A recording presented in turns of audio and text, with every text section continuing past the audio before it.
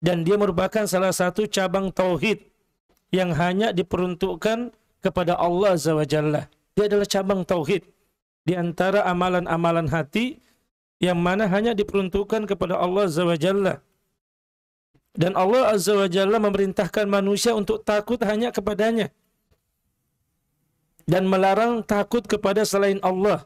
Sebagaimana ayat yang pernah kita bacakan di dalam bab ini, innama dzalikumus syaitanu, sesungguhnya itu adalah syaitan, yukhawwifu awliya'ahu, menakut-nakuti kamu dengan kawan-kawannya dari orang-orang musyrik. Fala takhafuhum, jangan kamu takut kepada mereka. Wa khafuni, takutlah hanya kepadaku, kepada Allah, in kuntum mu'minin, jika kamu benar-benar orang beriman. Fala tahsyawun nasa wahsyawni, jangan kamu takut kepada manusia, takutlah hanya kepada Allah. Wala tashtaru bi ayati samanan qalila, dan jangan kamu menukar ayat-ayatku dengan harga yang sedikit. Jadi para ikhwah jazakumullah jami'an, kalau kita mempelajari kehidupan para ulama salaf kita, maka kita dapati rasa takut kepada Allah Azza wa Jalla yang mendominasi hati mereka, mendorong mereka untuk terus memperbaiki amalan, mengharapkan rahmat Allah Azza wa Jalla. Dan rasa takut inilah yang mana mendorong mereka untuk memperbaiki amalan, kehidupan mereka selalu baik, akhir kehidupan mereka juga bagus, serta amalan penuh berkah. Apa kata Imam Ibnu Rajab Al-Hambali rahimahullah, beliau berkata, kadar rasa takut yang wajib dimiliki seorang hamba adalah seukuran takut yang mendorong dia untuk melakukan hal-hal fardu dan menjauhi hal yang diharamkan. Ini yang dimaksud, ini kadar rasa takut yang wajib dimiliki. Kalau ada seorang, apa kadar takut yang harus kita miliki? Pertama adalah takut yang mendorongnya melakukan hal-hal fardu. Ini Allah. Takutnya tersebut mendorong dia untuk melakukan hal-hal yang wajib dan menjauhi yang diharamkan. Apabila lebih dari kadar di atas, sehingga membangkitkan jiwanya bersemangat mengerjakan amalan nafilah, amalan sunnah, salat malam, zikir pagi petang, membaca Al-Quran, salat duha, bersedekah, memiliki akhlak yang mulia, rajin membantu orang lain. Khairukum anfa'ukum linnas, sebaik-baik kalian orang yang memiliki banyak manfaat bagi manusia. Menjauhi yang makruh, tidak berlebihan dalam hal yang mubah, maka itu semua keutamaan yang terpuji. Namun ingat, apabila rasa takut itu melebihi di atas, menyebabkan dia sakit, mati atau kecemasan yang permanen, yang memutus semua jenis usaha, maka rasa takut tersebut tidak terpuji. Bukanlah rasa takut sehingga membuat seorang kecemasan dalam dirinya, membuat dia tidak memutuskan semua jenis usaha, maka takut ini adalah takut yang tidak terpuji. Para ikhwah jazakumullah jami'an, dan semoga rasa takut ini senantiasa Allah berikan kepada kita semua. Dan ketahuilah bahwa di sana ada beberapa kiat-kiat disebutkan oleh para ulama bagaimana agar rasa takut ini bisa kita bina dan kita bisa hadirkan di dalam diri kita. Dan di sana ada beberapa sebab-sebab yang bisa menimbulkan rasa takut kita kepada Allah Azza wa Jalla. Dan alhamdulillah kita sudah membacakan dua hal tersebut. Yang pertama adalah mempelajari nama-nama dan sifat Allah Azza wa Jalla. Wala yusiku wasaqahu ahad, bagaimana bahwa dasarnya siksa Allah Subhanahu wa taala tidak ada yang bisa membelenggu, menyiksa sebagaimana belengguannya, bahwa Allah adalah Al-Aziz, Al-Jabbar, Al-Mutakabbir, yang membuat kita takut kepada Allah Azza wa Jalla. Kemudian yang kedua yang telah kita bacakan adalah mengetahui bagaimana azab Allah Azza wa Jalla. Bagaimana azab, ancaman Allah Azza wa Jalla dalam Al-Quran, dalam hadis. Bagaimana sengsaranya penghuni neraka Jahannam. Sebagaimana Allah Subhanahu wa taala berfirman, lahum min fawqihim dhulalun minan nar wa min tahtihim dhulalun. Di atas mereka ada lapisan-lapisan dari api dan di bawahnya juga ada lapisan-lapisan yang disediakan bagi mereka. Dzalika yuhawwifullahu bihi ibadahu ya ibadi fattakuni. Demikianlah Allah mengancam hamba-hambanya dengan azab api yang menyala-nyala ini, api yang menyelimuti manusia. Ya ibadi, wahai hambaku, fattakuni, takutlah kepadaku. Bayangkan bagaimana api neraka jahanam, yang mana telah kita bacakan juga bahwa bagaimana api di dunia ini itu hanya satu bagian dari 69 api neraka jahanam. Jadi apabila ditambahkan api di dunia, kemudian api neraka jahanam panasnya itu adalah 70 kali selipat api dunia. Bukan. Tapi ini bukan perkara bahwasanya kalau sudah gosong sudah selesai. Tidak. Dalam surah An-Nisa dikatakan kullama najidat juluduhum baddalnahum juludan ghairuh liyadzuqul adzab. Setiap hangus gosong daripada kulitnya ini, maka ditumbuhkan lagi kulit yang baru. Liyadzuqul adzab, agar azabnya terus menerus. Di para ikhwah zakumullah jami'an, ini mengetahui bagaimana azab Allah Azza wa Jalla. Bagaimana siksaan Allah kepada penghuni neraka kelak. Bagaimana orang-orang yang mengambil tanah orang lain, maka dia akan diselempangkan dengan tanah tersebut. Bagaimana orang-orang yang mendolimi orang lain. Ini suatu hal yang harus kita takut dan membuat kita untuk sangat berdoa. Berdoa agar Allahumma inni a'udzubika min adzabi jahannam wa min adzabil kubri wa min fitnatil mahya wa mamati wa min syarri fitnatil masihid dajjal. Ini doa-doa yang sebelum kita salam kita baca. Allahumma inni a'udzubika min adzabi jahannam. Ini adalah siksa yang pedih. Fattakun narul lati waquduhan nas wal hijarah uiddat lil kafirin. Takutlah kamu kepada api neraka yang bahan bakarnya manusia dan batu yang disediakan bagi orang-orang kafir. Ya ayyuhalladzina amanu qu anfusakum wa ahlikum nar.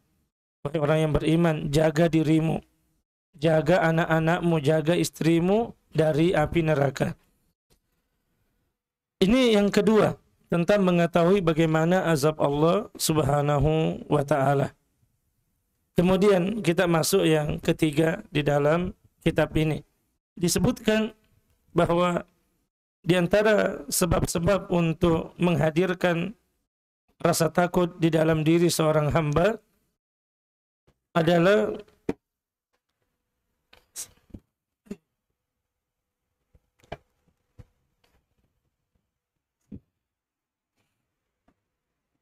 seseorang sadar dan mengakui kekurangannya dalam beribadah. Dia orangnya hendaknya dia sadar dan mengakui kekurangannya dalam beribadah. Ketika seorang mengetahui bahwa dirinya masih kurang dalam menjalankan ibadah kepada Allah, maka itu akan membuat dia takut kepada Allah. Tidak perlu kita berbicara tentang ibadah-ibadah sunnah. Salat 5 waktu kita saja masih banyak cacatnya. Tidak usah kita bicara tentang salat malam, salat duha, qobliyah dan ba'diyah. Kita sekarang berbicara tentang salat 5 waktu. Mungkin salat 5 waktu kita masih banyak cacatnya. Kita tidak tahu apakah kita sudah ikhlas melakukannya atau belum. Kita tidak yakin betul. Walaupun kita berusaha untuk ikhlas, tapi apakah kita ada yang yakin bahwa kita melaksanakan salat 5 waktu itu sudah ikhlas kepada Allah? Sudah benar-benar khusyuk atau belum? Terus yang terpenting, apakah semua itu diterima atau sirna tanpa sisa? Ini juga yang perlu kita takut ini. Ini bukan bahwa tidak usah kita berbicara tentang amalan-amalan sunnah. Amalan wajib saja, terutama sholat. Ini pertanyaannya ada 3. Apakah kita sudah ikhlas melakukannya atau belum? Yang kedua, sudah khusyuk atau belum? Kemudian yang ketiga, apakah amalan itu diterima ataukah akan sirna tanpa sisa? Sudahkah kita menyadari bahwa puasa kita belum bisa dijalankan dengan sempurna? Masih kurang berbakti kepada orang tua. Baik orang tua masih hidup maupun orang tua sudah meninggal. Kita tanya, berapa kali hari ini kita mendoakan orang tua kita? Ini tanya dulu ini. Kita tanya hati kita. Mungkin kalau kita orang tua kita masih ada, apakah Anda orang yang termasuk rajin menelpon orang tuanya apabila orang tua Anda jauh? Apakah Anda termasuk suka memberikan hadiah kepada orang tuanya ketika orang tuanya masih ada? Atau ketika orang tuanya sudah meninggal, berapa doa yang dilantunkan? Ini terutama untuk saya pribadi misalnya, saya masih punya orang tua. Masih ada juga bapak sudah meninggal misalnya. Berapa kali doakan hari ini? Atau jangan-jangan nanti ketika kita berceramah mengucapkan Rabbighfirli wa liwalidayya warhamhuma kama rabbayani shaghira. Ini mungkin jangan-jangan nih hari ini baru muncul ini. Walaupun kita ingat orang tua kita, tapi doanya Ustaz sudah dalam hati. Tidak, doa itu dilafazkan. Kalau bisa dilapaskan doa tersebut. Rabbighfirli wa liwalidayya warhamhuma kama rabbayani shaghira. Jangan-jangan kita memang hanya banyak doanya untuk anak kita. Memang kita sangat mencintai anak kita. Kita namanya orang tua kadang sangat mencintai apa yang ada pada diri keturunan-keturunan kita, tapi lupa kepada orang yang melahirkan kita. Jangan-jangan masih kurang berbakti kepada orang tua, kurang silaturahmi kepada kerabat, belum berbuat baik kepada istri dan anak. Jangan-jangan seperti itu. Istri disia-siakan, dimarahi, dipukul. Misalnya jangan sampai ada seorang ikhwas salaf sudah ngaji rajin mukul. Ini adalah suatu aib yang tidak baik. Anak-anaknya sudah dibangunkan sholat subuh belum? Kalau memang anaknya tidak di pesantren. Kalau anak di pesantren ada yang bangunkan, tapi kalau tidak sudah dibangunkan, tidak, sudah diajak enggak, sudah dijaga untuk sholat. Ini semua adalah bentuk kekurangan-kekurangan dalam ibadah kita. Dan sadarilah bahwa semua akan ditanya oleh Allah Azza wa Jalla kelak di akhirat. Tsumma latus'alunna yawma idzin 'anin na'im.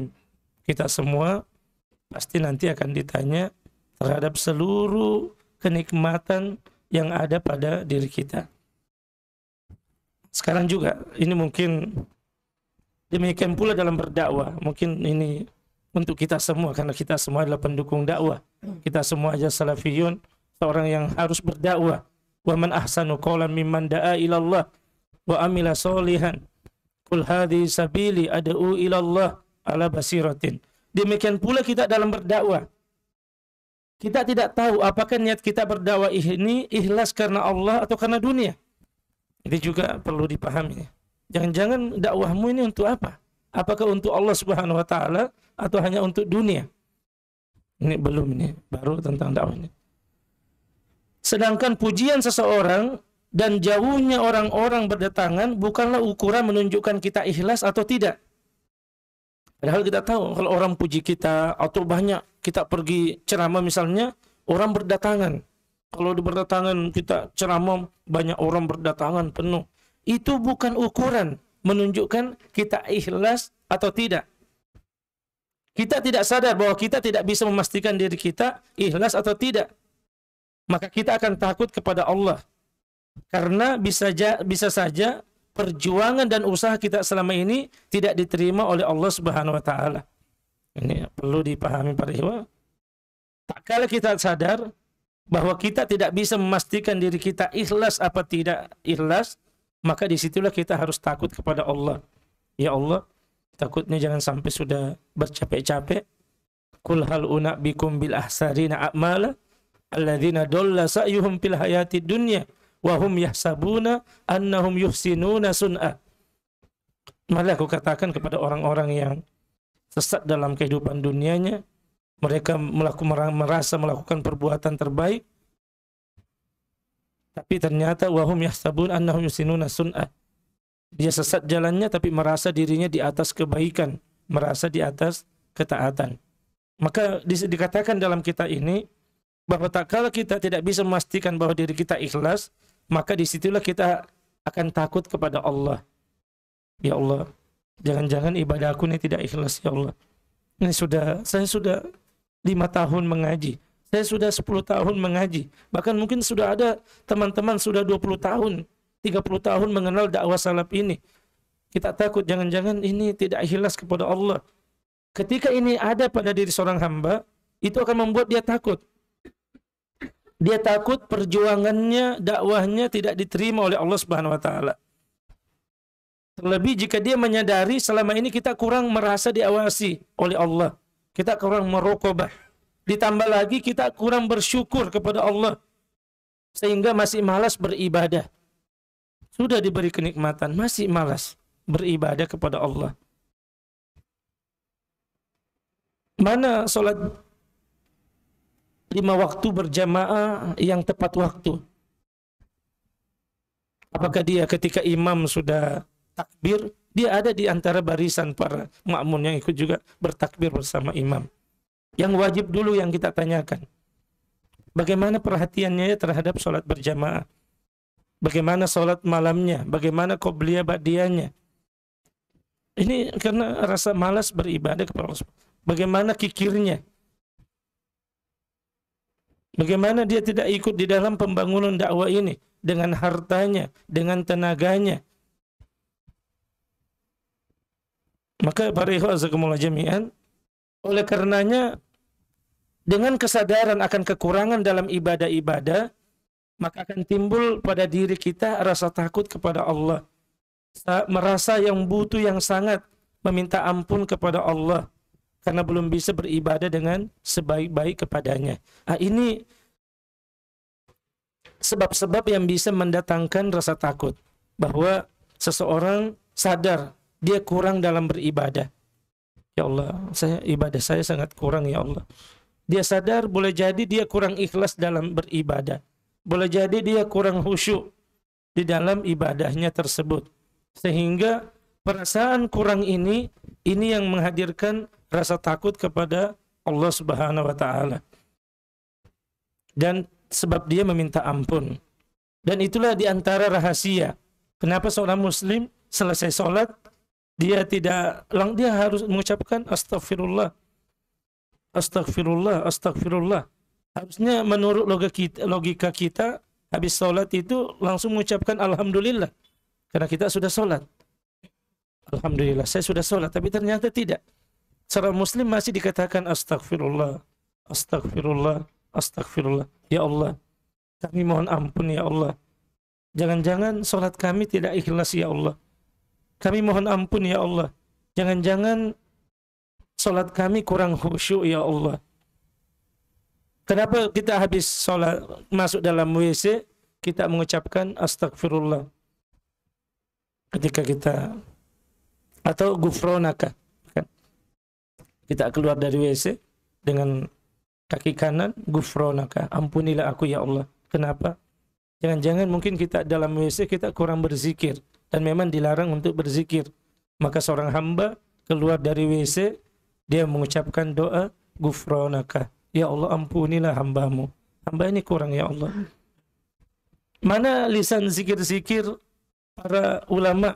Kita lihat bagaimana ulama-ulama yang kita bisa lihat videonya misalnya sambil dia zikirnya. Kita tidak tahu, jangan-jangan kita naik, bapak-bapak naik mobil, naik motor dari sini ke rumahnya, jangan-jangan lidah ini senantiasa kering saja. Padahal apa sabda Nabi SAW, la yazalu lisanuka rotban li dzikrillah. Kalau bisa usahakanlah agar dalam kondisi engkau terjaga, bukan dalam kondisi tidur, usahakanlah lisanmu basah berzikir kepada Allah Subhanahu wa taala. Ini juga menjadi introspeksi diri kita para ikhwah. Kita masing-masing tahu diri kita lah. Misalnya antara kita, misalnya tadi dari rumah ke sini, apakah mulut kita ada yang berzikir kepada Allah atau hanya diam saja? Maka disinilah peranan orang-orang yang diberikan kemudahan oleh Allah Subhanahu wa taala. Umur kita sama. Waktu ini sama-sama 24 jam. Tapi yang membedakan adalah semangat. Yang membedakan adalah rasa kurang pada dirinya, sehingga rasa kurangnya membuat dia untuk bersemangat menambah amalan-amalan yang ada pada dirinya. Dia tidak merasa cukup dengan ibadahnya yang banyak, tapi dia senantiasa merasa kurang karena takut kurang ikhlas, takut kurang sempurna dalam ibadahnya.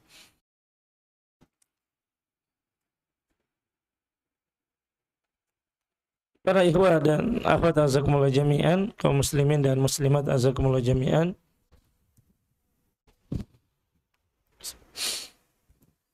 Kita masuk yang keempat, sebab-sebab untuk mendatangkan rasa takut kepada Allah Azza wa Jalla, menyadari bahwa musibah, bencana, dan hukuman itu diberikan agar kita takut kepada Allah. Jadi menyadari bahwa musibah, bencana, hukuman itu diberikan agar kita takut kepada Allah. Sebagaimana dalam surah Al-Isra ayat 59, "Wa ma nursilu bil ayati illa takhwifa." Dan kami tidak mengirimkan tanda-tanda itu melainkan untuk menakut-nakuti. Tentang bagaimana Allah bisa membinasakan suatu kampung dengan mudah. Bagaimana Allah Subhanahu wa taala mematikan seseorang dengan mudah. Tentang kemampuan Allah membuat gunung meletus, tentang bagaimana Allah Azza wa Jalla mendatangkan tsunami dengan mudah, membuat sebuah pesawat dengan teknologi terbaru hilang tanpa jejak, dan lainnya. Semua itu, dengan menyadari semua itu, rasa takut kepada Allah akan tumbuh. Jika kita menyadari bahwa musibah-musibah dunia saja telah mengerikan, maka bagaimana lagi dengan musibah dan hukuman di akhirat kelak. Perhatikan, kalau musibah dunia saja itu demikian mengerikan, terjadinya gempa, terjadinya bencana yang ada, bagaimana seorang mudah dimatikan oleh Allah Subhanahu wa taala, maka kita menyadari bahwa itu sangat mengerikan. Maka bagaimana lagi musibah dan hukuman di akhirat kelak. Jadi ini menyadari musibah dan bencana. Tapi ada satu hal yang perkataan yang sangat bagus, dan ini dinukil dalam Kitabul Jami, disebutkan bahwasanya musibah yang membuat engkau mengingat Allah Subhanahu wa taala jauh lebih baik daripada kenikmatan yang membuat engkau lupa kepada Allah. Ini perlu dipahami. Ini perkataan ulama dinukil dalam Kitabul Jami, bab tentang menjenguk orang sakit. Di situ ditulis suatu kata yang sangat baik, yang mana mengatakan suatu musibah, suatu penyakit yang membuat kalian takut kepada Allah itu jauh lebih baik daripada suatu kenikmatan yang membuat kalian lupa berzikir kepada Allah. Terkadang seperti itu, bahwa bencana, hukuman, agar kita takut kepada Allah. La'allahum yarji'un, dengan sebab musibah tersebut, mudahan dia kembali kepada Allah Azza wa Jalla. Kemudian yang kelima, takut terhadap maksiat yang telah dilakukan. Ini perlu juga bagaimana agar sebab-sebab tumbuh rasa takut. Kita takut terhadap maksiat yang telah dilakukan. Maksiat yang dilakukan oleh seseorang terkadang dampaknya tidak hanya di akhirat saja, tetapi seseorang bisa merasakan dampak dari maksiatnya di dunia.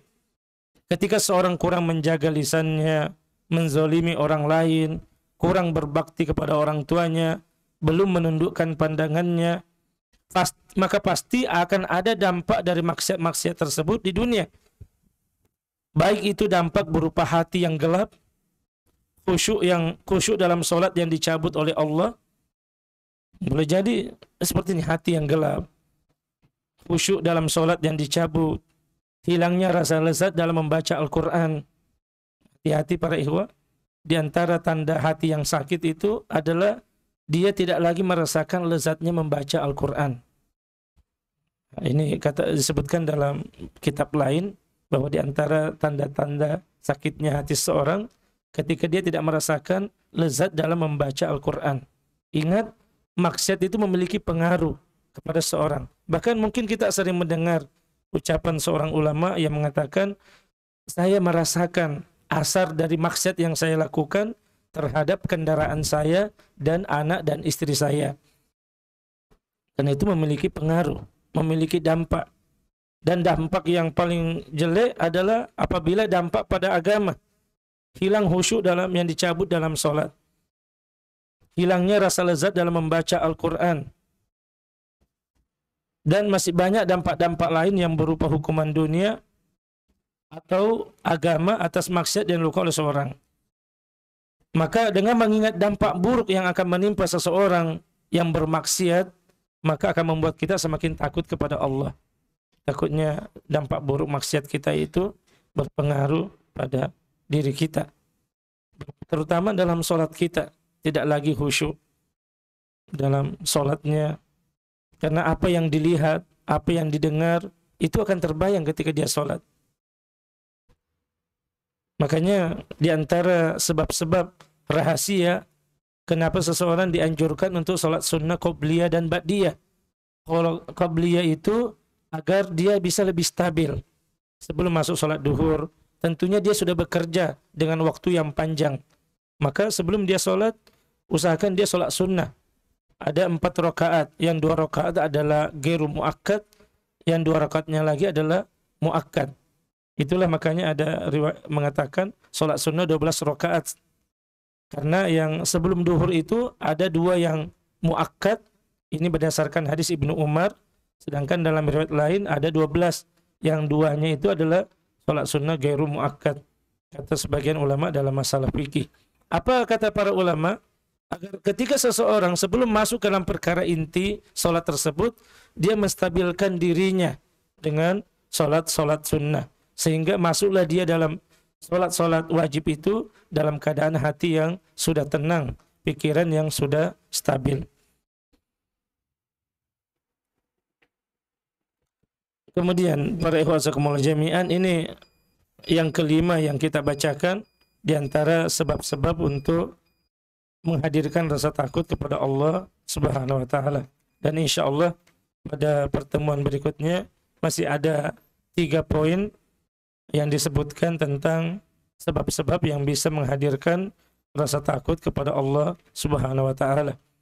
Semoga rasa takut yang ada pada diri kita ini senantiasa Allah berikan kepada kita semua, dan hendaknya kita takut jangan-jangan amalan kita masih kurang ikhlas, kurang khusyuk, sehingga dengan hal tersebut kita bersemangat untuk minta ampun dan bersemangat untuk menambah amalan-amalan kita semua. Wassallallahu ala nabiyyina Muhammadin wa ala alihi washabi ajmain. Subhanakallahumma wa bihamdik asyhadu an la ilaha illa anta astaghfiruka wa atubu ilaik. Assalamualaikum warahmatullahi wabarakatuh.